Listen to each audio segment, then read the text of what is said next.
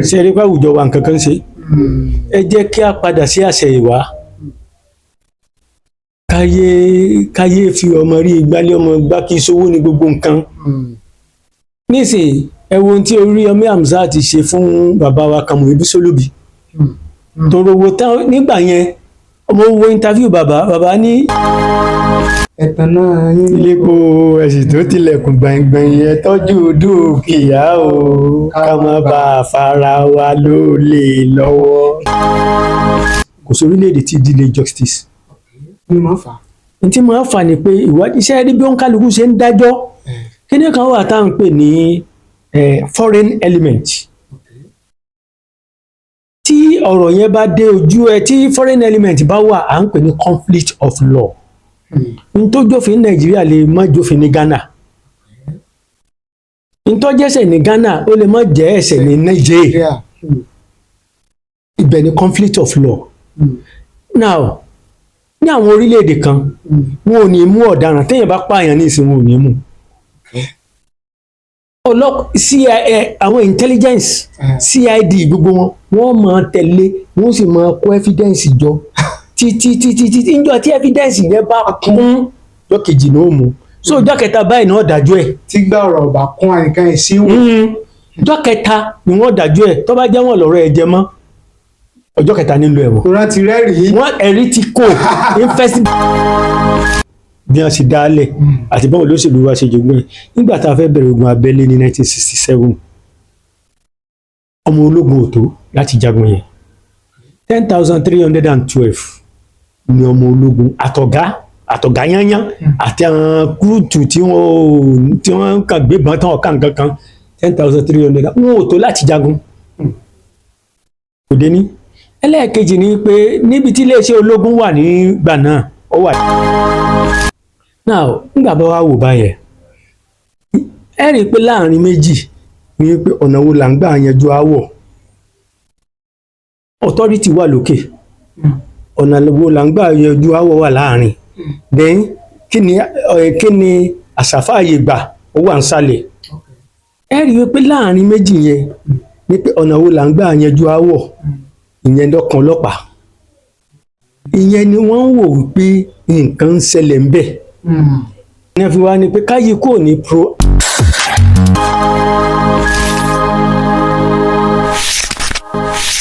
lórí ètò yìí ètò wa tá a pè ní ààbò ìlú ibi tí a ti máa ń sọ̀rọ̀ tó jẹ mọ́ ètò ààbò nílẹ̀ Yorùbá lórílẹ̀‐èdè Nàìjíríà nílẹ̀ Áfíríkà àti káàkiri àgbáláyé lónìí bó tó ti wà pẹ̀lú onímọ̀ nípa ètò ààbò wọ́n tún dángájíá nípa ọ̀rọ̀ tó ní í ṣe pẹ̀lú àjọṣepọ̀ àwọn ilẹ̀ òkèèrè security and international relation experts òní àlejò. bàbá Gbàdàmọ́sí Musa ẹ kú ìkàlẹ̀ ẹ káàbọ̀ sórí ètò fún tẹ̀lé. ẹ ṣe olóòtú kí yín ẹ kú ilé. orúkọ tèmi kò yí padà Tajudeen olówó òkè náà lórúkọ tèmi MC tó ta sánsán làwọn èèyàn ń pè ní èmi ìrìnàjò ẹkùn tí bọdẹ lẹrù ní gbogbo gbà ẹ̀ṣọ́ Ìkòyí ni mí o Ìkòyí ẹ̀ṣọ́ nílé bàbá tó bí mi lọ́mọ nílùú bàbá mi kábíyèsí ọba Muhammadu Taofeek Iyèọlá Àkàndé Mọ́rẹ́nigbádé Oyèbádé àkọ́kọ́ Olúkòyí tilẹ̀ Ìkòyí kí adépẹ́ lórí o bàbá kẹ́ẹ̀dàgbà bí àròórọ̀ akéyé ẹ tó kó àmójúbà wa lórí ètò bàbá ẹ bá ní kí àwọn aráalé ká tó tẹ̀síwájú. akínyìn ẹkú ilé ẹkú gbogbo ìgbà ẹkú jọ́ mẹ́ta ẹkú bójú ọrọ̀jọ́ ṣe ń rí àdúrà wọn gbà tí wọn ò ní dábúrú yàtọ̀ àtúndé bá a ṣe ń dé nìyẹn o akínyìn ẹkú ilé ẹsìn kú gbogbo ìgbà wa wíwà ń bẹ yín ní ìdùnnú wa ẹ ṣé adúpẹ́. bá ní dárúkọ yín fún àwọn ojú tuntun ó dáa tí wọ́n sì darapọ̀ mọ́. ọ̀nọ́mà Gbàdàmọ́sí Musa lórúkọ mi bí atọ́kùn ṣe sọ ìṣọ́ọ̀kù ilé mi náà ẹ̀yìn nìkan kọ́lẹ̀ ìṣọ́ọ̀kù yìí ọmọ àwọn àdílẹ̀ dógún. tó Gbàdàmọ́sí Musa lórúkọ mi àtúndé bá a ṣe dé nìyẹn ẹ ṣé tẹ́ wà bẹ́ẹ̀. ẹ ṣé àdúpẹ́ lónìí a ti débì kan dúró lórí ọ̀rọ̀ ilẹ̀ òkèèrè àlesọ́tàn làkàdí ni láàrin ilẹ̀ Iran àlè- Amẹ́ríkà àti Israel bẹ́ẹ̀ ni àlesọ́tàn àlesọ́tàn tábà tó ti rí omi tó bá tún súyọ á tún máa mẹ́nu bà á sí wàhálà. àlesọ́tàn. Lónìí a fẹ́ mẹ́nu bà tó ṣe pàtàkì Nàìjíríà la fẹ́ dúró sí lónìí nílé àfẹ́dúnlé àfẹ́dúnlé lónìí àfẹ́rìnrìn àjò kí lára fẹ́ gbéyẹ̀wò nípa ọ̀rọ̀ ètò ààbò lórílẹ̀‐èdè Nàìjíríà torí ẹ ti mọ̀ wá lórí ìkànnì yìí pàápàá jùlọ lórí ètò yìí pé ètò ààbò náà ló jẹ wá lógún àwa yìí sọ nǹkan mi lórí ètò ààbò ìlú nítorí bá jẹ mọ́ ètò ààbò bẹ́ẹ̀ sì lè wà lálàáfíà táwa náà lè wà lálàáfíà tá a fi lè gbáyé gbádùn tá a fi lè sùn forílẹ̀sùká ìlà máa ń gbé yẹ̀wò lórí ètò yìí àwa wò wípé ọ̀rọ̀ kan jáde lẹ́nu ẹni tí í ṣe IG tuntun tí wọ́n ṣẹ̀ṣẹ̀ búra fún tó ṣẹ̀ṣẹ̀ gbàjọba àgbàdìsù DS bàbá ó sọ̀rọ̀ kan lásìkò tí ní gẹ́lẹ́ tí wọ́n búra fún tán tí wọ́n gbé ìṣàkóso iléeṣẹ́ ọlọ́pàá lé lọ́wọ́ ó ní lọ́wọ́ tí a wà yìí o lásìkò tó ń pé ọ̀rọ̀ ọlọ́pàá ìbílẹ̀ ìdásílẹ̀ ọlọ́pàá ìbílẹ̀ pé non-negotiable ni pé kò sí tó lè yẹ tá a bá tú èbó yẹ kalẹ̀ tá a bá sọ ìtumọ̀ rẹ̀ tá a tú tá a gbọ̀n yẹ́ bẹ́ẹ̀ túmọ̀ ẹ̀ ní pé yẹ̀kínní ò lè yẹ ó ṣe bí orúkọ lórúkọ o kò sí tí ó ní ká mọ̀ ní ọlọ́pàá ìbílẹ̀ nítumọ̀ gbogbo èbó tó sọ ní inú ọ̀rọ̀ yẹn. wọ́n á ní àwọn òsì bí èèwọ̀ tí a àbí o ìbọ̀lá wa gbọ́ wọ́n á ní tí n bá dórí ètò lẹ́nìí ẹ̀ta àfẹ́ mẹ́nu bà nìyẹn bàbá á sọ̀rọ̀ nípa ìdásílẹ̀ bí àwọn èèyàn ti ń pè fún ìdásílẹ̀ ọlọ́pàá agbègbè ọlọ́pàá ìbílẹ̀ tí olóyìnbó ń pè ní community policing bàbá kí ni à ń pè ní community policing ní nípa ètò ààbò tí wọ́n pé ọ̀jọ̀gbọ́n onímọ̀ ní yín nípa ètò ààbò. community policing ọ̀dà a tó sọ ìtumọ̀ ẹ̀ a kọ́kọ́ wo kí ni ọlọ́pàá gan kí ni community ètí ń jẹ́ ọlọ́pàá ó ti ń wà tipẹ́ láti ìgbà tí àwùjọ ti wà lọ́lọ́pàá ti wà. Nínú ilẹ̀ Yorùbá a máa ń ní àwọn àlàrí ọba. Ìlàrí ọba bẹ́ẹ̀ ni. Ó jẹ́ pé tí wọ́n bá ní lágbájá awúwoko olóko tàbí òwúwà kan tí ó bá àṣà wa mu nínú agbègbè yẹn. wọ́n nìkan àlàrí ọba ó lọ mú wá àwọn ni agbèfọ́ba. Tí sì ń jẹ́ ọlọ́pàá náà ni agbèfọ́ba ẹni tí ń tẹ̀lé ìlànà àṣà tí ń bẹ́lẹ̀ tí ń jíṣẹ́ fọ́ba tọ́rọ́ba lọ lórí àṣà. Bẹ́ẹ̀ni. Òun sì ni custodian of culture and tradition. top security officer. Nígbà náà láwàá sẹ̀. Yes. Torí kò sí àṣà tí ò lé emphasis lórí security o. Ẹni tó sì jẹ́ top echelon of security affairs ọba ìlú ni. Yóò sì ní àwọn ìránṣẹ́ kì í ṣe gbogbo ni ó wà. Bẹ́ẹ̀ni. Wọ́n sì tún sọ inú àṣà wa ní etí ọba ńlé etí ọba lóko èèyàn ní jẹ́ bẹ́ẹ̀ intelligence nu. Intelligence nìyẹn torí tẹ́ ẹ bá béèrè pé kí ni intelligence níní àǹfààní sí àṣírí tí ẹni tẹ́ ń bá jà tí ń fi pamọ́ tí ò fẹ́ kẹ́ ẹ mọ̀ ṣẹ́ẹ̀sì mọ̀ pé èèyàn ní òtún bẹ́ẹ̀ ni o with intelligence so gbogbo nǹkan tá à ń sọ yìí òbí létí èèyàn ní jẹ́ bẹ́ẹ̀ so tá a bá wò ó báyẹn ọlọ́pàá ni kó tó di pé Westphalia bẹ̀rẹ̀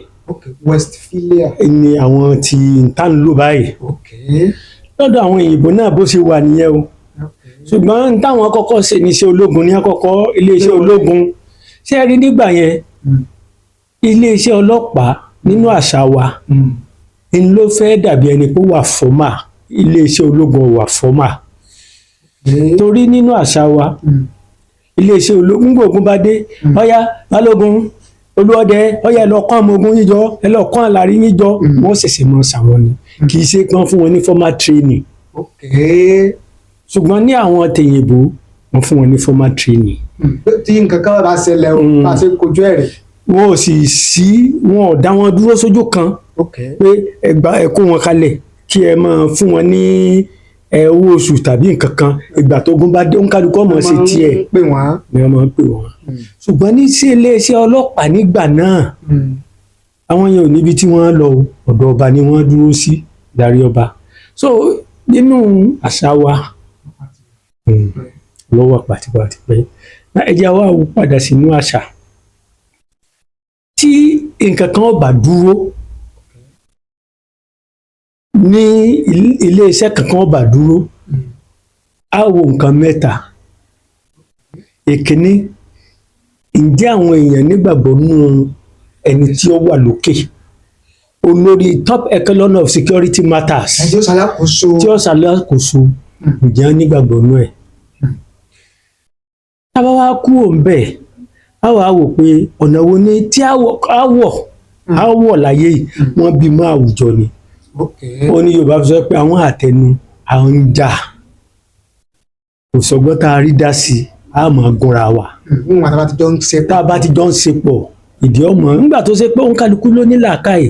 kì í ṣe gbogbo ìgbà náà láàjọ mọ reason bákan náà ìgbà tí ìrònú wa bá takora wọn là ń pè ní conflict bóyá yóò wá dìjà o bóyá kò ní dìjà o bá a bá ṣe manage ẹ̀ ni. now ọ̀nà wo ni wọ́n máa gbà parí aáwọ̀ nínú àṣà yẹn? òdì méjì. ẹlẹ́ẹ̀kẹta ni pé ǹjẹ́ a ní ètò fún ọjọ́ iwájú bí? tá a bá wá wò yẹn papọ̀ báyẹn látòsọ ẹ rí i pé a ti sọ̀rọ̀ nípa iléeṣẹ́ ọlọ́pàá àti community. ṣé wàá rí community policing ó jẹ́ àgbékalẹ̀ kan tá a pè ní proactive initiative kò tó jẹ́ pé yóò yàtọ̀ sí reactive initiative tí à ń lò tó wà nílẹ̀. Proactive initiative ni pé ní ti reactive ni tí n bá kọ́kọ́ ṣàlàyé reactive ó ní àṣà pé bẹ́ẹ̀dì ẹ̀ dà mí lóògùn màá fọ́ lẹ́yìn ṣé ẹ mọ̀ pé àkọ́kọ́ dúró de káàdì ọdún ọ̀gùn nùnà ká tó wá mọ́ fọ́ lẹ́yìn ó ti bà nǹkan jẹ́ ẹ̀yin bá a fọ́ ẹyin mẹ́wàá kò dàn tó dànù ẹ̀yin yẹn gáàsì mọ́tò lè rí fọ́ ṣùgbọ́n àníkádìí ẹ tó dà mí lóògùn ló jẹ́ nílé sọ́hùn kó máa bá tiẹ̀ lọ in a proactive. now bó o ní ọ̀rọ̀ ló bí community policing torí mo sọ fún yín nínú community policing nínú community ní tí à ń bá bọ̀ gan ó dúró lórí igun mẹ́ta. èkíní náà ojú wo ni àwọn aráàlú fi ń wo aláṣẹ ẹlẹ́ẹ̀kejì ọ̀nà wo ni wọ́n ń gbà yanjú aáwọ̀ ẹlẹ́ẹ̀kẹta ni pé kí ni àṣà wa kí ló tẹ́wọ́ gbà. mo sì rò pé nígbà tá à ń sọ̀rọ̀ pé ǹjẹ́ ọ̀ràn dídá ń bẹ tàbí ọ̀ràn dídá ò sí ní bí ọ̀sẹ̀ bíi 5 sẹ́yìn mo jẹ́ ó yé yín pé ọ̀ràn dídá ń bẹ o. ó ti wà tipẹ́. mo sì ṣàlàyé ẹjẹ́ tó wà tàlàyé yẹn sí pé tá a bá fẹ́ wò á wo àṣà inú àṣà wa á wo èdè wa irú orin tá à ń kọ àti kí ni irú ẹ̀wù tá à ń wọ̀ ó ní í ṣe pẹ̀lú àṣà ṣe rí èdè nínú àṣà ó ní oríta ibi tí wọ́n sin gbogbo àṣà sí. Èdè ni ọ̀pákùtẹ̀lẹ̀ gbogbo àṣà. gbogbo tí n la fi sọ pé ẹ má jẹ́ kí èdè wa ó parẹ́ tí èdè bá parẹ́ n tí ọ̀sọ̀nù ò pọ̀ ìlú tó bá fi lè ní orúkọ fún ìwà kan ó ń bẹ nílùú yẹn ìwà yẹn ń bẹ nílùú yẹn nígbà Yorùbá ti lè ní orúkọ fún olè ó ń jalè nílẹ̀ Yorùbá wọ́n sì tó sún síwájú wípé nínú àràṣà wa orin kíkọ kìí ṣe orin jùjú kìí ṣe orin fújì àrùn tá a gbọ́njú bá tó jẹ́ ìṣẹ̀dálẹ̀ ìjàlá orí ọdẹ wà ń bẹ̀ náà náà ni ògún mọ́mọ́ jẹ́ àbímọ̀ olè kìí jẹ́ èèyàn ó gbẹ́gbẹ́ pé ó túmọ̀ sí pé olè jíjà ń bẹ ṣùgbọ́n àṣà wa kọ̀ torí pé kìí jẹ́ èèyàn kò bá ẹgbẹ́ pé. So now a sún síbẹ̀ a fi wo àwọn ìwé tí wọ́n ń kọ́ ńgbà tó di pé àṣà ìwé kíkọ bẹ̀rẹ̀ àwọn òwe bàbá Fídíò Fágúnwà níbi pípàdé àwọn abàmì ẹ̀dá a sún ńgbà tó tún di pé ìwé kíkọ tó fẹ́ máa fẹjú sí i àwọn bàbá wa bí Ọládẹ̀jọ Òkèdìjì tí wọ́n kọ ìwé Àgbàlagbà Kan àti Àjàlólẹ́rù ẹ rí i pé ìwà ọ̀daràn ni wọ́n fi ìwé yẹn focus wọ́n sì ń dákọ̀ ìlú náà ó túmọ̀ sí pé ṣùgbọ́n ọ̀nà wo ni nígbà tí ó ti wà ní àṣà wa ọ̀nà wo là ń gbà gbógun tì í sẹ́wọ̀n pé a ti kọ́kọ́ sọ olórí then ọ̀nà wo là ń gbà gbógun tì í then kí gan ni nǹkan tí àṣà wa tẹ́wọ́ gbà fún àpẹẹrẹ àwọn àṣà kan ń bẹ o lórílẹ̀ ayé yìí náà tí wọn ò mọ olè gẹ́gẹ́ bí àìdá lórílẹ̀ ayé wọn ò rí ìwà olè jíjà nínú ìṣẹ̀dálẹ̀ tiwọn wọn ò rí olè jíjà gẹ́gẹ́ bí tí ọ̀dà tí wọ́n bá mú ọmọ tí wọ́n pé ó jalè tí wọ́n bá mú ọmọ alágbájá yìí ó lè ní ọ́ tí bàbá rẹ̀ bá gbọ́n yóò wà yóò nà bí kúkú bí yíyè kì í ṣe torí pé ó jalè ló ṣe ń nà ó wọ́n ṣe lè rí mú torí pé wọ́n rí mú ó ṣe lè rí ọ mú kò tí gúdù ibẹ̀ ni àṣà rìlé eré rìlé tá à ń sá eré gbagigbagi ibi tó ti yọ wá nìyẹn orílẹ̀-èdè òun ẹ má jẹ́ aṣọ ibẹ̀ ni nínú ìṣẹ̀dálẹ̀ tiwọn tí wọ́n bá fẹ́ jí búrẹ́dì nísàlẹ̀ abìrin ń sìn ẹnìkan ní òdò ti yà ó ní búrẹ́dì ẹnìkan lè dúró níbi tá a bá sì ibi ilé epo yẹn ẹnìkan á dúró níbi ìyànà tó lọ sí ọ̀nà pálásì báyìí ẹnìkan á dúró bí iwájú iléeṣẹ́ ẹnìkan á dúró lábẹ́rẹ́ so tí ẹni tó mú búrẹ́dì bá ti gbé pa eré tó ń sábà ó ti gbé lé ẹni tó wà ní ojú ọ̀nà kejì lọ́wọ́ ìyẹn àwọn gbé lọ fúrúrú sẹ́mi pé ẹni tẹ́ bá ti wá mú ẹni tó kọ́kọ́ jí yóò ní búrẹ́dì dà sọ̀rọ̀ mi yé ẹ̀rí dàpẹ́ mú mi kò sẹ́rì ṣẹ́ẹ̀sì mọ̀ pé ẹnì kejì ti gbà ẹnì kejì yẹn náà nígbà tí ọba fi rẹ̀ yóò gbé sí ọwọ́ ẹnì kẹta kẹ̀rẹ̀kẹ̀rẹ̀ búrẹ́dì ń rìn àwọn tí wọ́n ń jí búrẹ́dì ń dúró kò sẹ́rì pé wọ́n jí nínú àṣà tí wọ́n ló fi jẹ́ pé tí ẹ bá ń sáré rìlé tí igi bá fi bọ́ọ̀lẹ̀ ọ̀ páàsì mọ́nù torí ní tí wọ́n fi kọ́pì nìyẹn ìyẹn lè rí òǹsáré lóòótọ́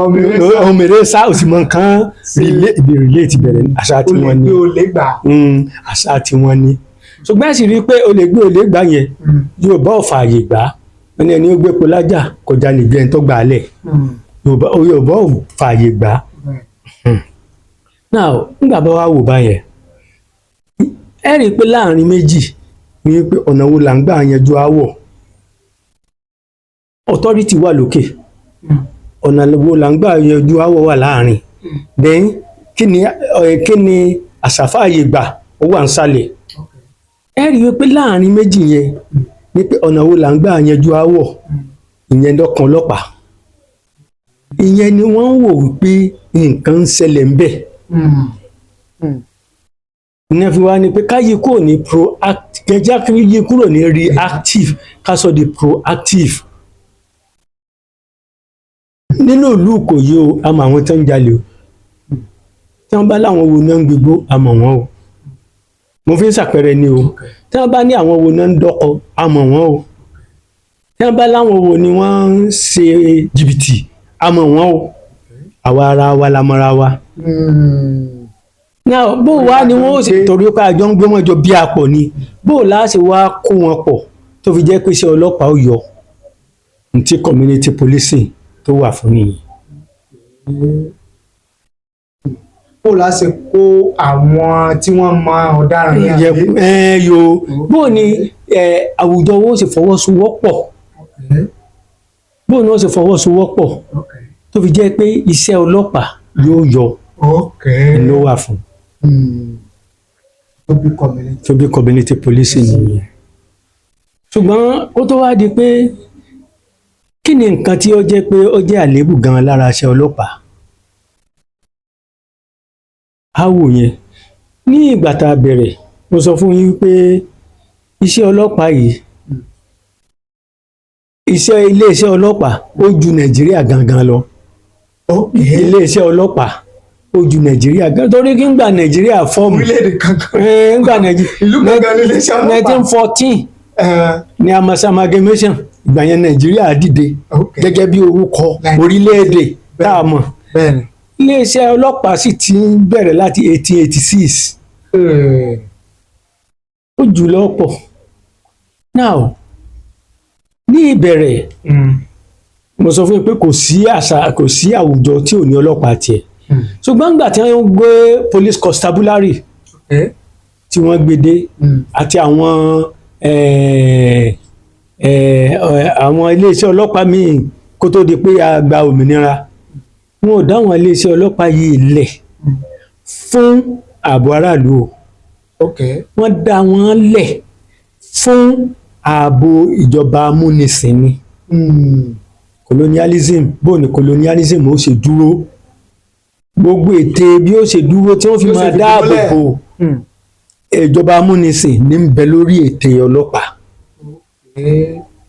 àwọn yẹn náà ni àwọn olóṣèlú wa jogún nígbà tí àwọn olóṣèlú dé ní 1960 nítorí wàá dákùn rèé nígbà tí ogun abẹ́lé bẹ̀rẹ̀ ní 1967 ẹ rí i pé tá a bá wò dáadáa látòrí operation wet tiẹ̀ ni wàhálà ti ń bẹ̀rẹ̀ bọ̀ ìgbà náà ni wàhálà ti ń bẹ̀rẹ̀ bọ̀ mo làwọn ọ̀pọ̀lọpọ̀ fi ń tako community àwọn kan ń tako community policing o tó rà àti fìgbà kan rí àti fìgbà kan rí bíi pé àwọn náà olóṣèlú kọ́ máa lò ní nǹkan bíi 1960 bóyá 1961 sí nǹkan bíi 1965 ẹ̀yin wà nù òṣèlú tèmi ẹ̀yin wà nù òṣèlú kèmí wà nù òṣèlú pé mọ́mọ́ ẹ pé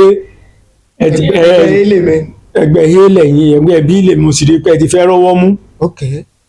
a lè lọ́ọ́ pa àyàn ní ìsìnká wa gbé sẹ́yìn ìkùlé yàwó àpẹẹrẹ ọlọ́pàá pé kí wọ́n wá mú yín wọ́n ń lò gẹ́gẹ́ bí irinṣẹ́ òṣèlú láti bá opposition jà ìyẹn ni ọ̀gágun Yakubu Gowon fi pápọ̀ ló gbà náà so ti yẹ àwọn kan ń wò láti bẹ̀ now kí ni ó wá fa àléébù tó wà nínú iṣẹ́ ọlọ́pàá mo rò pé a ti sọ̀kan bí wọ́n ti dálẹ̀ àti báwọn olóṣèlú wa ṣe jogún ẹ̀ nígbà tá a fẹ́ bẹ̀rẹ̀ ogun abẹ́lé ní 1967 ọmọ ológun ò tó láti jagun yẹn 10,312 ni ọmọ ológun àtọ̀gá yányán àti àwọn kúrúùtù tí wọ́n kàn gbébọn tán ọ̀kan kankan 10,300 wọn ò tó láti jagun kò dé ní. ẹlẹ́ẹ̀kejì ni pé níbi tí iléeṣẹ́ ológun wà nígbà náà ó wà lẹ́kọ̀ọ́ Ẹ̀pẹ́ ó wà ní Abẹ́òkúta ó wà ní Ìbàdàn ó wà lẹ́nugun ó sì wà ní Kaduna. now àwọn iléeṣẹ́ ọlọ́pàá wà káàkiri tó ti kárí orílẹ̀-èdè lẹ́yìn ẹ̀ nǹkan àbáraẹnisọ̀rọ̀ iléeṣẹ́ ológun ò tó kò kárí Nàìjíríà kò kárí so àwọn ọmọ ológun ò ní ọ̀rọ̀ míì tí wọ́n bá ní ìdí population ọlọ́pàá náà ló tún súnmọ́ tó ti mọ̀ bá ń lò tó ti mọ̀ nǹkan ìjà ogun lò ló súnmọ́ wọn jù wọ́n kó ọlọ́pàá mọ́ra nípa nǹkan àbáraẹnisọ̀rọ̀ lójú ogun ọlọ́pàá náà ló ní wọ́n tún mú ọlọ́pàá mọ́ra ń bẹ̀ so tí a ní ọ̀dà tẹ́lẹ̀ tí wọ́n olóṣèlú jogún àwọn ológun tó wá dákun instead tọ́lọ́pàá ó fi lọ into investigation tí wọ́n mọ̀ ló bá di pé ẹni tẹ́ ẹ bá mú ẹ tọ́jú ẹ̀ nígbà bá tọ́jú ẹ̀ dáadáa yóò jẹ́wọ́ tí ẹ mọ̀ pé àṣà ológun nìyẹn àṣà ológun wá wọnú àṣà ọlọ́pàá so instead kí ọlọ́pàá náà kí ìjọba àpapọ̀ nígbà tí kí ìjọba ológun náà ni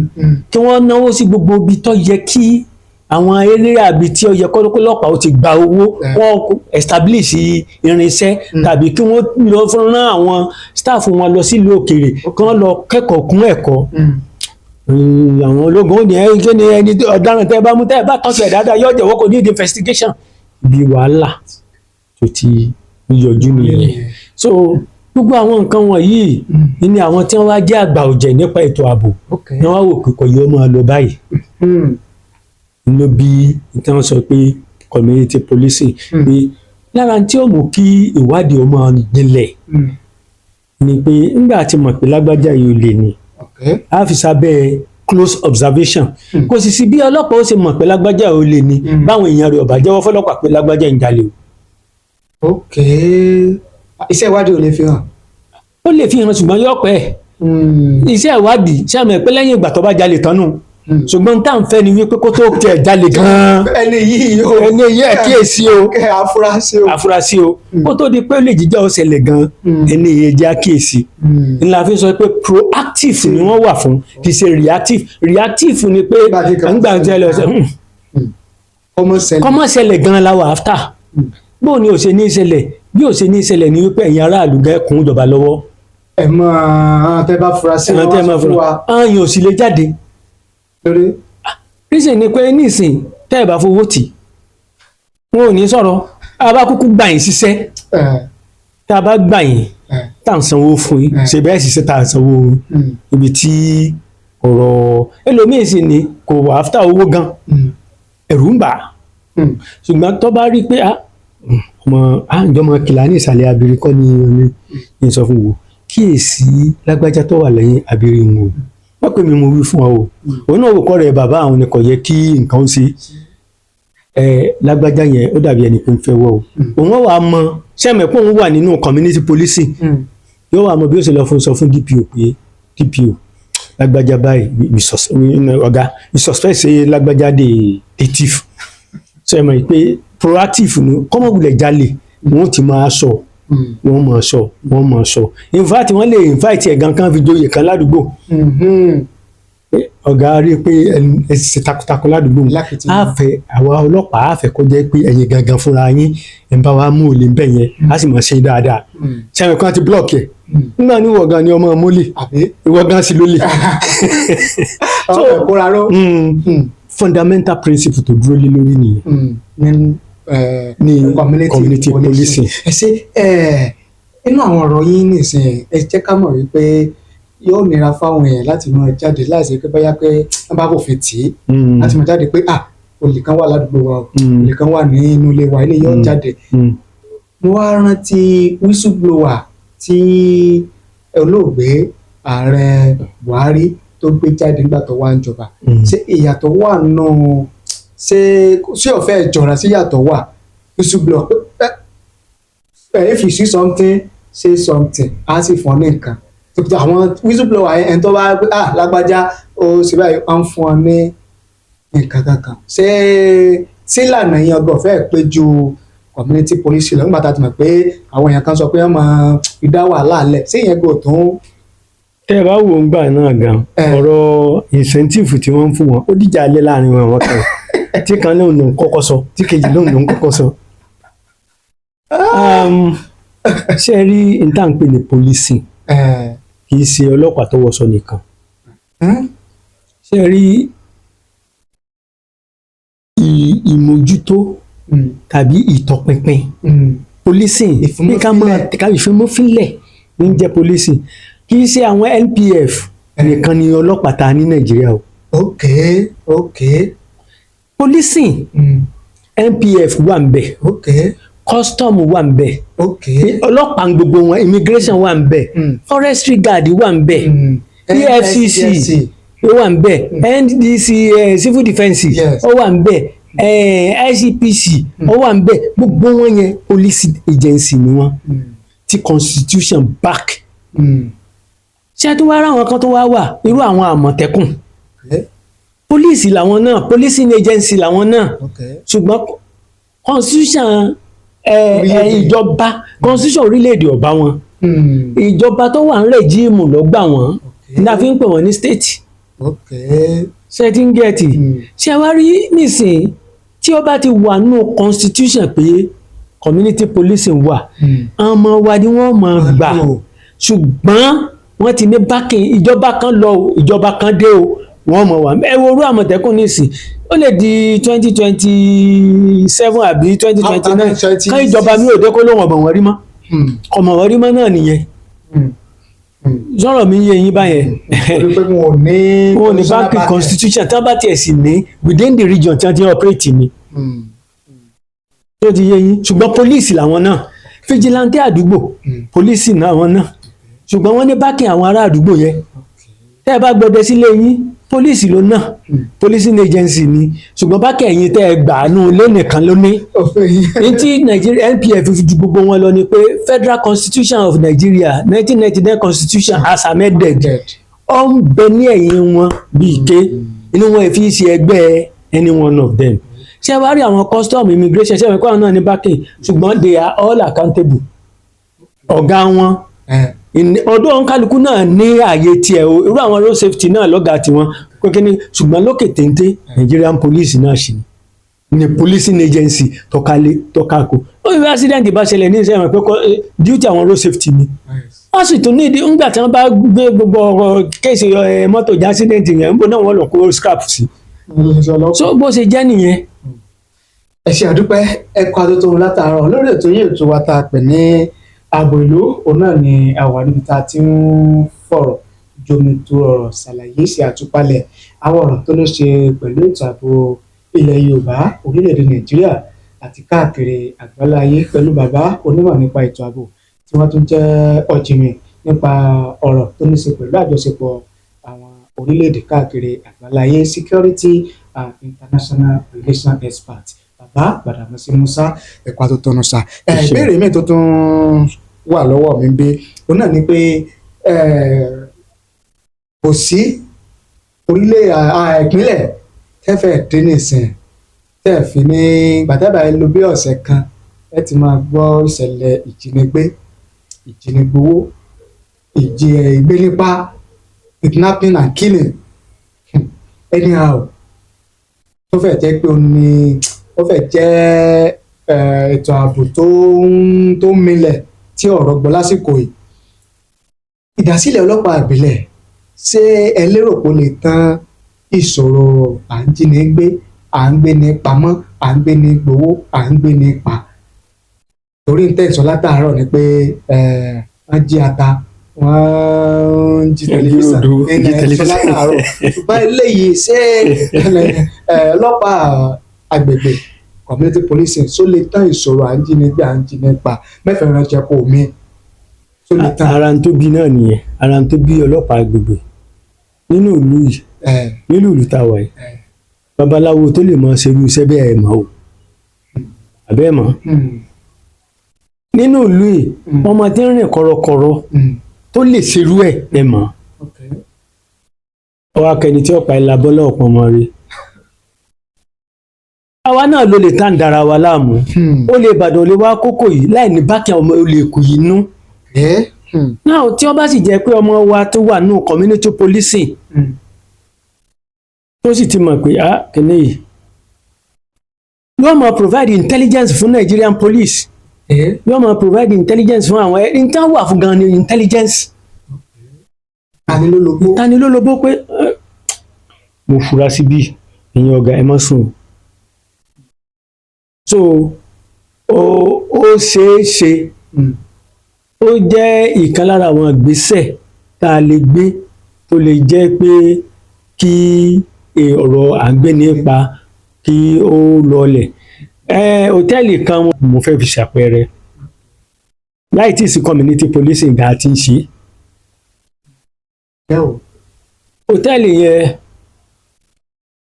ìkan lára àwọn bàbá àgbà kan tí wọ́n lóye ó pe ẹni tó lè tẹ́lẹ̀ yẹn pé àwọn ọmọ tí wọ́n wá sí hòtẹ́ẹ̀lì rẹ̀ yìí ó fura sí wọn gidigidi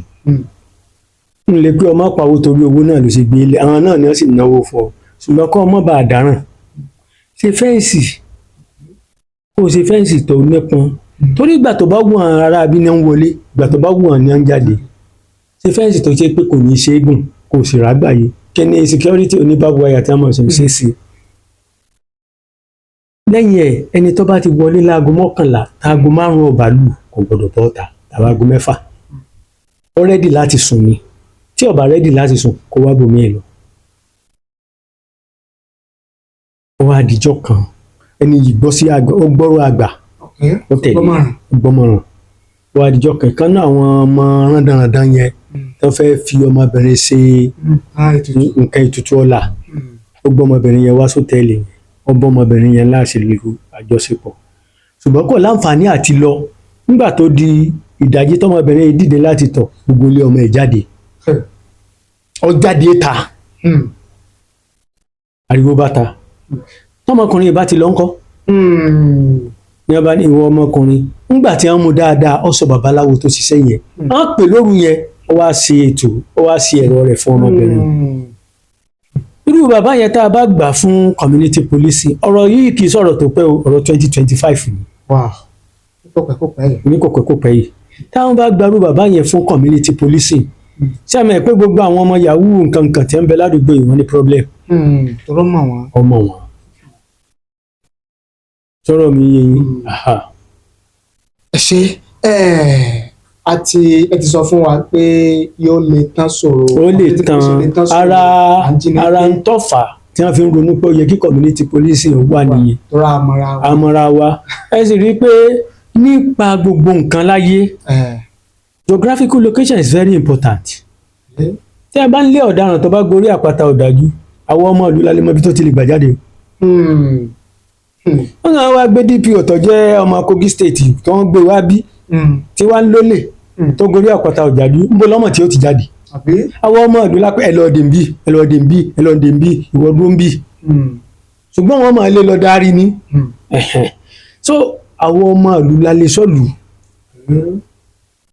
tó bá sì wù yín ẹ̀jọ́ lé ọmọ kẹrù kí ayé lọ ó rò pé ìjọba Yakubu Gowon gan ti lórí nígbà ogun Àgbẹ̀kọ̀yà wọn ò pè ń community policing nígbà ní àwọn àdúgbò kan nígbà tí ogun Àgbẹ̀kọ̀yà ń tán lọ àwọn yẹn takú wọn náà ò ní yé ogun jà ọ̀gágun Yakubu Gowon wá sílẹ̀tì gbogbo ọmọ ìlú yẹn tí wọ́n wà ní army navy nǹkan kan àwọn ni wọ́n wá kó ta fún pé ẹ lọ bọ́n bàbá yín Rasaki máa sá lọ ṣẹ́gun ní ẹran wa máa sá lọ. wọn ò ní choice ìjọba ló dún wájú ọmọ wọn ní ṣùgbọ́n ìjọba wọn ní ìjọba ló dún wájú wọn ìjọba ló dún wájú wọn wọn ò ní choice sọ òyìnbó ọmọ bọ̀dá rẹ tó wọ́n sọ ó yìnbọn fún ni òun ò sì lè sá fún ọ torí ìjọba lọ́ràn so ọmọ náà là rán síná ní jẹ́ community policing. ṣe àdúpẹ́ kí wàá ní ẹ̀yin rò gẹ́gẹ́ bí ọ̀nà tí ìjọba lè tẹ̀lé tí wọ́n lè lò torí à ń gbọ́ wa bàbá ní parọ́ fúnra wa wọ́n sì ṣe é ṣe kí wọ́n ṣe tán láti tẹ́tí gbọ́ wọ́n sì ṣàmúlò rẹ̀ bẹ́ẹ̀ ṣe fẹ́ mú wá báyìí lára àwọn ọmọ náà táwọn náà máa mú ọ̀nà tí wọ́n lè gbà ṣe tó fi rọrùn wá wọ́n wàá máa wò pé wọ́n máa ṣàmúra ó ṣe é ṣe kárí tiwa náà gbọ́ bàbá ọ̀nà wo lẹ̀yin rò tá lè ṣàmúlò rẹ̀ tí yóò fi ṣiṣẹ́ tí ẹ̀ ń sọ pé ó lè ṣe yìí. ṣé rí nǹkan méjì wà ń bẹ tó jálè bù ìkíní láti fọ́ọ̀mù community policing tí wọ́n bá fi sọ́wọ́ state government yóò lè díẹ̀ o reason ni pé ẹ wo ọ̀pìnlẹ̀ Ọ̀ṣun wa yìí ìjọba kan ti san half salary o káwọn á tó fi lè ability míì kún ṣàgbára ìjọba wọn gbé ìjọba kan ti ṣe promotion láì fi owó tì í ẹni tá a sì ní kọ́ mọ́ aṣámílẹ̀ aṣọ kò gbọdọ̀ jò ń o. àná ọmọ rẹ ti káwọn máa. owó yẹn gbọdọ̀ máa ṣe déédéé torí téèyàn sọ kẹlẹ́mọ̀ sọ ó lè sọ tí wọ́n bá ní ó sọ kọ́ má tún jẹ́ kó àwọn náà mọ̀ gbàbọ̀dé torí gbogbo ọlọ́pàá gbàbọ̀dé nǹkan kan kì í ṣe orílẹ̀-èdè wa nìkan ó ń ṣẹlẹ̀ láwọn orílẹ̀-èdè ńláńlá náà yes tí wọ́n bá fẹ́ pọ̀rọ̀ náà pé corruption ń bẹ lóòótọ́ ṣùgbọ́n kì í ṣe Nàìjíríà nìkan èmi ò gbàgbọ́ àwọn orílẹ̀-èdè kan bẹ tí wọ́n làkùnláka lágbàáyé ìṣọwọ́jalè wọn lóṣèlú wọn gan ju tiwa lọ ẹ wàá mọ tó pé wọ́n ní state crime ní honourable minister does it still honourable senator does it still is a state crime èbó náà fi yí ó túmọ̀ sí pé kò síbi tí ò sí tábà wá fẹ́ kírú ẹ̀ ṣẹlẹ̀ tó ṣe pé náà la fẹ́ block àgbọ̀dọ̀ fi bí pa wọ́n tábà wá fi sọ́wọ́ state ó yẹ kí owó wọn máa wá direct sí ọwọ́ alákòóso látọ̀dọ̀ kọ́ńbọ́gọ́ níbi allocation tó jẹ́ pé yóò máa wá tí ò fi ní sí wàhálà. ẹlẹ́ẹ̀kejì ni pé mo sọ pé a ti lorú ẹ̀ rí ǹjẹ́ tí community policing bá wà tó jẹ́ pé ọwọ́ gómìnà làkóso ẹ̀ wà ǹjẹ́ ò ní máa tó sì ṣe pé ìbò lọ́dún mẹ́rin mẹ́rin là ń dì sí ò ní máa lò gẹ́gẹ́ bí irinṣẹ́ pé kóun lè jókòó fún wọn ṣẹlẹ̀ kejì. tó máa fi dún kó ṣe tí ó fi máa dúnkòkò mọ́ àwọn ẹgbẹ́ alátakò nígbà tó bá jẹ́ pé kìkì tọ́ọ̀gì ẹ̀ náà ni ó gbà bẹ́ẹ̀. àwọn náà sì máa ṣiṣẹ́ fún. àwọn náà ni ó sì máa ṣiṣẹ́ fún. tí ó bá wá jẹ́ bẹ́ẹ̀ gbogbo nǹkan tó ní àǹfààní náà ló ní àléébù tiẹ̀. àmọ́ ìpè tó o bá lò ó tó fi win opposition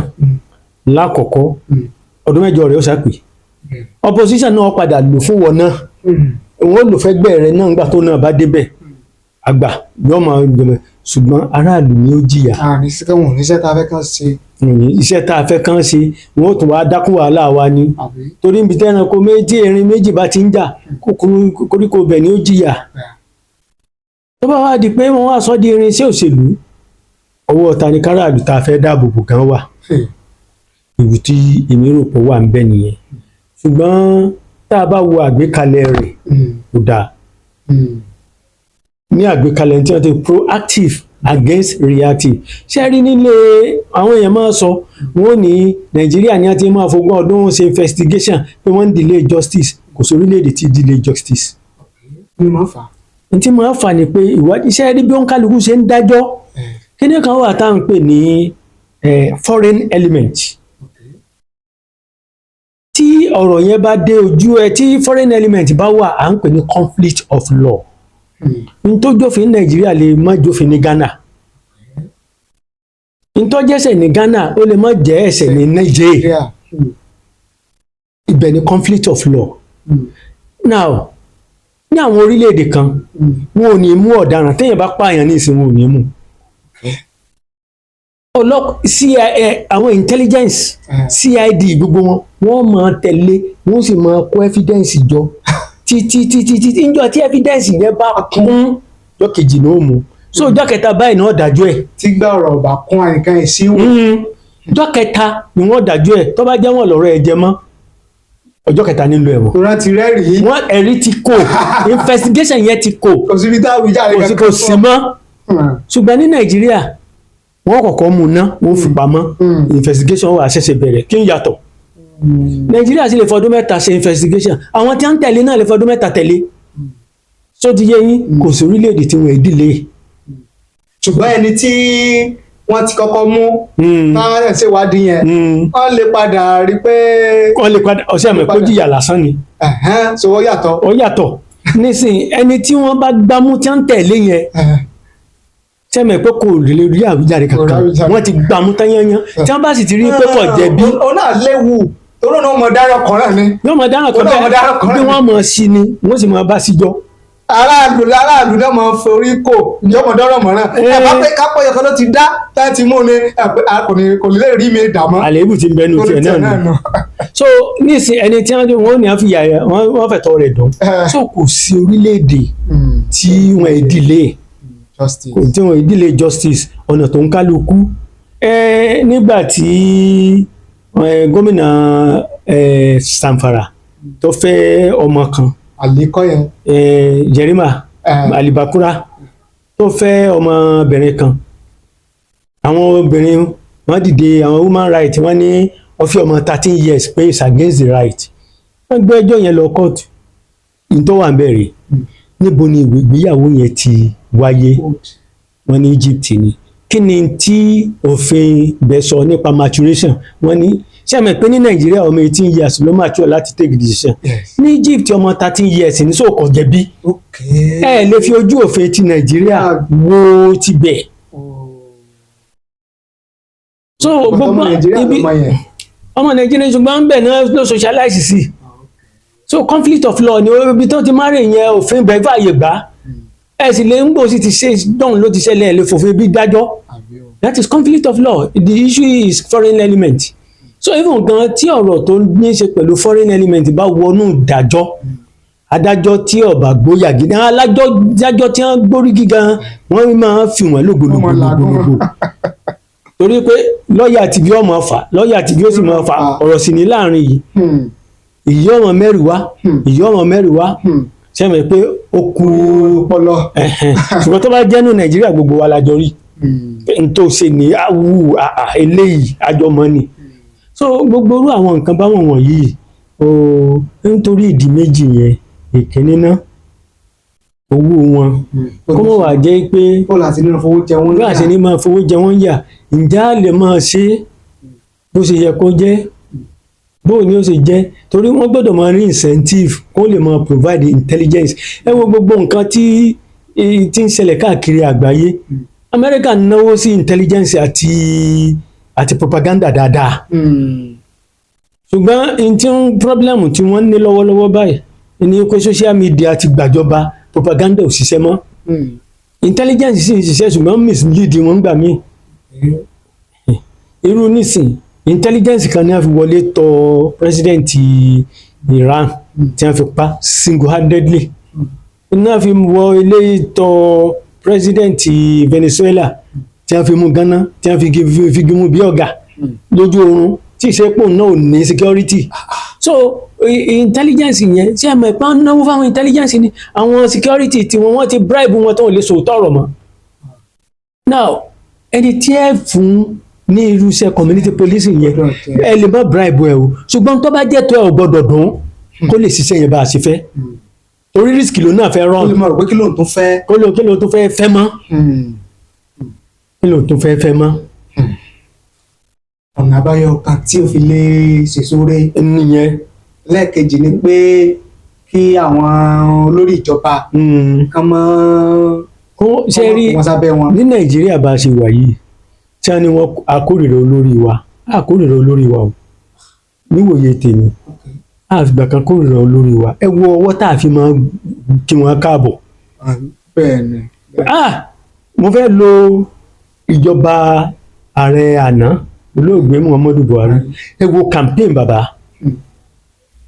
ẹ wo àwọn èèyàn fẹ́ lè máa dáwó tí wọ́n bá ní ẹ̀dáwó kí àwọn fi kàlé àwọn èèyàn dáwó wọ́n fẹ́ wọn a máa fẹ́ olórí wa ṣùgbọ́n nígbà tó bá ti di wípé tí wọ́n promise àrímọ́ ni ìjà máa dé. ìmọ̀ pé bí ó ṣe rí ẹ wo bàbá tó wà lórí oyè náà nísìnyí ara ń tí èmi fúnra mi tí mo fẹ́ràn wọn ni ọ̀rọ̀ náà iná yìí tí ọba rí bẹ́ẹ̀ ẹ wo bí abánádé iná NEPA so kì í ṣe pé a fẹ́ràn àwọn olórí wa ibi tádéhùn bá ti máa ń yẹ náà ni máa fa political party pé ọlọ́mọdé ń dìbò mọ́ láyé èmi ọlọ́mọdé àwọn olórí ibú kì í ṣe pé kò wù láti dìbò mi kọ́tẹ̀ ọ̀rá kọ́ padà ni ṣùgbọ́n nígbà tá a tẹ̀ka tí n ta àti torí ẹ̀ tẹ̀ a sì rẹni tí ọmọ sọ pé ẹ mọ̀ tẹ̀ fún a rẹni tí ọmọ sọ pé ẹ mọ̀ tẹ̀ fún tá a wá ti tẹ̀rí tá a tẹ̀ fún irú wọn máa sọ pé sáàbì fún ọ ìtìjú yẹn ó máa fà pé ẹni èsì tẹ̀ mi mí ìmọ̀ ń wò ní lọ mí mọ̀ so kì í ṣe pé ẹ̀yin ẹ̀ sì wo ọ̀rọ̀ Iran tó ní àkọ́ tó lẹ́kọ̀ọ́ àwọn Amẹ́ríkà ti gbà pé àwọn èèyàn ọbẹ̀un tẹ́ bá ti mú lórí wọn kúrò kò sí ní ideology wọn ti ṣe ẹ wá wò nísìn wọ́n ti establish ẹ̀ débi pé tóyún inú tàṣẹ ìbí nǹkan kan náà ni wọ́n sọ bí wọ́n pa ìtàn bá ń bẹ ní sin tẹ́ ń wí náà náà mọ̀ wí trust ni. ṣé bàbá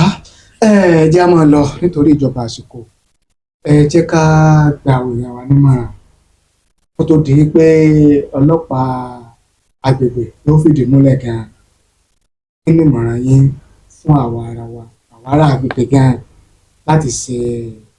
láti mójútó ètò ààbò ara wa kó la ṣe lè kún ọlọ́pàá lọ́wọ́ gan-an àti àwọn òṣìṣẹ́ aláàbò míì kó tó di pé community policing dé. ṣé rí a gbọ́dọ̀ tún kálukú gbọ́dọ̀ ṣe àtúntò restructuring fún ìgbésí ayé ẹ̀ torí àwùjọ wa mo ní ilé olóúnjẹ kan wà ní opposite primary school tí mo lọ ìyá yẹn wọ́n ń pè ní Àyọ̀ká Ọlọ́kà mo wà ní primary 4 gbà yẹn mo lẹ́gbọ́n kan tó rascal dáadáa ó fún mi ní sílè 5 ó ní kí n ra àmàlà sílè kan ràn sílè 4 ó fún mi ní abọ́ mo lọ rà nígbà mo dé dọ̀yọ̀ olóúnjẹ ó gba abọ́ yẹn lọ́wọ́ mi ó gbowó ó sábọ̀yẹ̀ mọ́ mi lórí ló lè gan. irú ẹ̀ mo ti rí sílẹ̀ 5 òbí yẹn o tí ọmọ primary 1 ọmọ KG1 tó bá mú 5,000 lọ ilé olóúnjẹ lónìí ṣé wọn ò ṣe bẹ́ẹ̀. wọn rẹ bí lè rí. ṣe rí pé àwùjọ wa nǹkan kan ṣe. ẹ jẹ́ kí a padà sí àṣẹ̀yìnwá káyé fi ọmọ rí ìgbálẹ̀ ọmọ gbá kí sówó ní gbogbo nǹkan. nísìnyí ẹ wo ohun tí Oríyọmí Hamzat ti ṣe fún bàbá wa Kàmú Sólóbì tó rówó tán nígbà yẹn ọmọ wo interview bàbá ní yẹ̀yẹ́ ní àwọn ẹgbẹ́ òun fi ń ṣe dídìrín làwọn ẹ wá wo gbà tó ń jẹ́ ń tàjẹ́ pápápá ẹ̀jẹ̀ alẹ́ ọjọ́ iwájú bàbá yẹn rorò kan lérélẹ̀ fún àwọn ọmọ ẹ̀ owó tí a rò pé kò rí ńgbà náà ìtìjú ó dàbí ẹni pé ó ní ìtìjú ẹ̀ ló lé nǹkú gáràjì nísìnyí wá ń kọ́ kò sí ẹni tí ó bá ṣe rere dandan èrè náà ní ọjọ́ ó lè pẹ́ ẹ jẹ́ kí a máa wò ń tàrí nísìn ṣùgbọ́n ẹ wo àwọn ọmọ wa nísìn mo ń sọ kinní kan mo ní wọ́n sọ̀rọ̀ kinní ní South Africa wọ́n sọ̀rọ̀ xenophobia ní South Africa Hausaphobia ń bọ̀ nílẹ̀ Yorùbá Hausaphobia ń bọ̀ mo fẹ́ lo Ìbàdàn gẹ́gẹ́ bí àpẹẹrẹ níbi tí mo fẹ́ lò yìí mo fẹ́ yọ Mọ́kọ́lá sí ọ̀nà Ọ̀jọ́ mo fẹ́ yọ kúrò láti Mọ́kọ́lá lọ sí Dùgbẹ̀ náà mo fẹ́ yọ kúrò torí sẹ́mi pé gbogbo ibi tí mo dárúkọ yẹn àwọn àtọ̀húnrìnwá ló kulẹ̀ pọ̀ ń bẹ̀ wọ́n á fẹ́ bẹ̀rẹ̀ láti Òjé wá sí ọ̀nà ọ̀dọ̀ wa ń bí ẹ wo gbogbo àwọn ọmọ ọlọ́kadà tí wọ́n ń ṣiṣẹ́ ń bẹ̀ nísìn àwọn ọmọ ọlọ́kadà tí wọ́n ń ṣiṣẹ́ ń bẹ̀ ẹ lọ wò more than 60% ọmọ Haúsá ni wọ́n tí wọ́n mọ̀ sọ Haúsá báyìí now 20% ibẹ̀ àwọn ọmọ ìlú òkè wa ní kò yí kiri apòmù ń bí ni bíi sẹ́wọ̀n pé ó kù bíi 10% làwọn bí òkè Ògùn bí Ìṣẹ́yìn bí nǹkan kan àwọn ọmọ Ìbàdàn tí wọ́n mọ̀ jẹ́ máa àdúgbò yẹn bó ni wà láàárọ̀ kùtùkùtù ẹ bá wọn nílé kinní wọ́n mú tí wọ́n bá ti ta ìtàn máa ta bẹ́ẹ̀tì yẹn wọ́n lọ ra ibi àpalọ̀ lẹ́ẹ̀bà wọn wọ́n ti ní gúrùpù wọn bíi 8 lè wà ẹnìkan ṣàjẹ́ nínú wọn ìyẹn ní ó fi ṣe fàájì ẹ sì mọ̀ pé wọ́n máa ta bí 4 lójúmọ́ now àwọn ọmọ Haúsá yìí ni wọ́n ń ṣe ọ̀kadà tó bá wá yá tí wọ́n bá ní afẹ́ yan alága gáràjì táwọn Haúsá bá lo numerical advantage páwọn làwọn pọ̀ jù tí wọ́n dìbò fọ́mọ wọn tí wọ́n wá di alága ọlọ́kadà ládùúgbò ń bẹ̀ àwọn máa sọ pé wọ́n máa lọ Kánò àbí sáà náà gbà nígbà tó jáwọn náà pọ̀ jù àwọn ó sì sọ pé ń bo èèyàn ò lè ṣerú ẹ̀ lù yín but ẹ̀yin ti fààyè lẹ̀ there is a gap and somebody has to fill it. So ngbà yẹn àsìkò yẹn náà máa ṣẹ̀ṣẹ̀ tó yá àtijọ́ mójútó nísìn a máa lọ so nísìn ká má pọ̀ wá kọ̀ọ̀kan mi. ká má sì wá kọ̀ọ̀kan mi o torí pé tó o bá ní kọ̀ọ̀kan ó lè kẹ́ni tó kàn tí ó kàn ẹ́ o so ní ọ̀rọ̀ ààbò gbogbo wa ni ajẹ́ tí wọ́n bá sì gbé ọ̀rọ̀ community policing dé ẹlòmíì tẹ́ ẹ bá sọ̀rọ̀ ọlọ́pàá lójú wọn bíi pé kí wọ́n pa ọlọ́pàá ni ìkan tiẹ̀ ní òun tiẹ̀ fẹ́ ráwọn ọlọ́pàá bíi kóun rí ìbọn kóun yìnbọn wọn wá tọ́mọ ẹ bá wá ṣe ń kọ́ àbọ̀mọ tọ́mọ ẹ lè ṣe ìwọ gan tó ń sọ̀rọ̀ yẹn kí assurance pé òun ìṣọ̀ ọlọ́pàá so gbogbo bí nǹkan ṣe ń lọ ó yẹ kí a jọ máa tẹ̀lé pẹ̀lú làákàyè so àmọ̀ràn tèmi nínú yẹn. ṣàdúpẹ́ ibi náà ni a ti képeté fótó ní tí a sì tún máa mú àkórí míì tá a máa nà ń bẹ́ẹ̀ tá a máa fọ wẹ́lẹ́wẹ́lẹ́ nínú ètò míì tí a tó mú wá bàbá wa Gbàdàmọ́sí Músà àwọn náà ni wọ́n ti wà pẹ̀lú wa tí wọ́n bá ní ṣe àtúpalẹ̀ ọ̀rọ̀ nípa ohun tí à ń pè ní community policing ọlọ́pàá agbègbè kí ló àpèlè ọlọ́pàá agbègbè báwo náà ṣe bẹ̀rẹ̀ kí ló tún ṣe wọn àti àwọn nǹkan míì kan ti mẹ́nubà lórí ètò fún tèmi ẹ ṣe bẹ́ẹ̀ sí ń wò ẹ ṣe bẹ́ẹ̀ sí ń gbọ́ wa bàbá ẹ bá ní dárúkọ yín ká mọ̀ lọ́lé. Gbàdàmọ́sí Músà ni orúkọ mi ẹ ṣé tẹ́ ń gbọ́ wa àjọṣe wa kò ní bàjẹ́. tó Tajudeen Olówó Òkè orúkọ tèmi MC tó ta sọ́sọ́ làwọn èèyàn ń pè mí èmi nìyẹn ọjọ́ ẹkùn tí bọ̀dẹ̀ lọ́rùn ní gbogbo ìgbà ẹ̀ṣọ́ kò yí ni mí o kò yẹ ẹ̀ṣọ́ nílé bàbá tó bí mi lọ́mọ ẹ jẹ́ ká ṣọ́ra o bàbá fẹ́ sùn lálẹ́ ẹ̀tàn náà yín ní ilépo ẹ̀sìn tó tilẹ̀kùn gbàngbàng yẹn tọ́jú dúkìá o ká má bàa fara wa lólè lọ́wọ́. ìjà tọ́jú dúkìá ẹ̀kọ́ wa ìgbàgbé. Elédùmarè yóò máa fi ṣọ́ ẹ̀ṣọ́ wa o yóò máa dáàbò ẹ̀bẹ̀ wa o ẹ ṣé o àdúpẹ́ àmọ̀rírì.